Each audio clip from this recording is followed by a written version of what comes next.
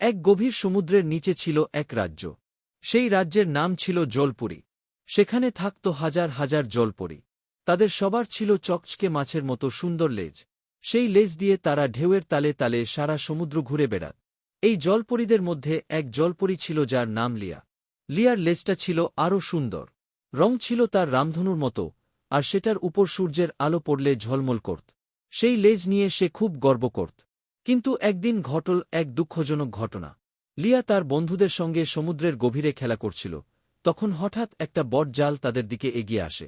জালটা ছিল এক নিষ্ঠুর জেলের। লিয়া ও তার বন্ধুরা ভয় পেয়ে পালাতে শুরু করল। পালানোর সময় লিয়ার লেজটা জালের এক তীক্ষ্ণ কোণায় আটকে গেল। লেজটা ছাড়ানোর জন্য সে প্রাণপণে চেষ্টা করল, কিন্তু পারল না। জালের টানে তার সুন্দর লেজটার অর্ধেক ছিঁড়ে গেল। লিয়া প্রাণে বেঁচে ফিরল, কিন্তু তার সুন্দর লেজটা চিরদিনের জন্য ছোট হয়ে গেল।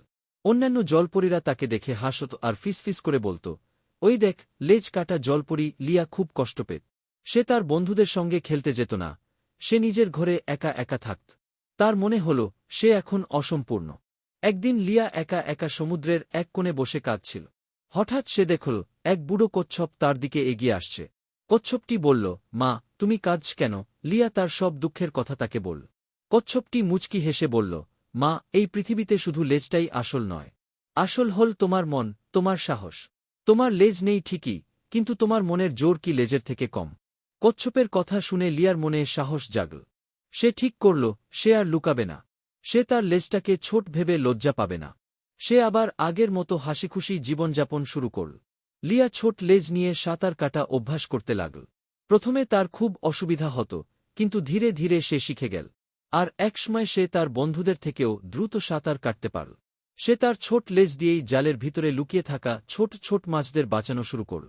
তার এই সাহস ও বুদ্ধিমত্তার জন্য সবাই তাকে ভালোবাসতে শুরু করল। জলপরীরা তাকে আর লেজ কাটা বলে ডাকত না। তারা তাকে বলত, আমাদের বীর লিয়া। লিয়া বুঝতে পারল, তার সৌন্দর্য তার লেজে ছিল না, ছিল তার মন আর সাহসে।